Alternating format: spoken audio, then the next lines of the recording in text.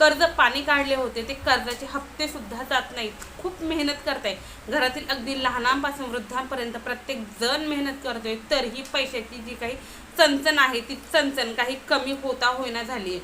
अक्षरशः डबल काम करताय, नोकरीही करताय, उद्योग व्यवसायही करतात, तरीही काहीच फायदा होत नाही.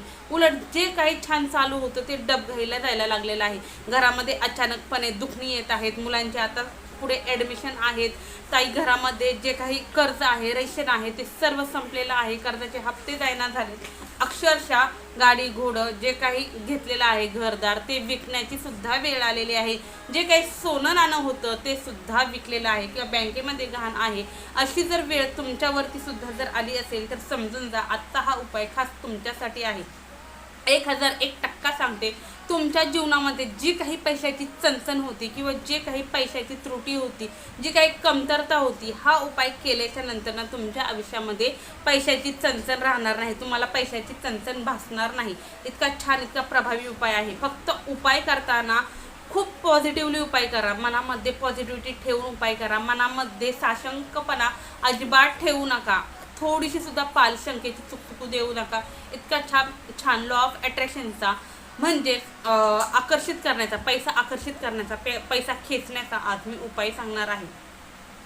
आता हा उपाय सांगणार आहे, उपाय सांगण्यापूर्वीच तुम्हाला सांगते, उपाय करायचा आहे. उपायाबरोबर जो काही कामधंदा, उद्योग व्यवसाय करत आहात तो सुद्धा जोमाने करायचा आहे.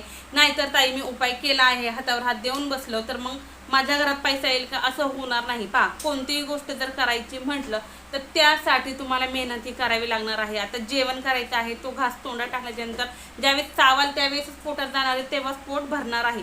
फक्त तुम्ही जेवण केले त्याकडे पाहत बसले की हो आता माझे पोट भरेल, असं होणार आहे का, नाही.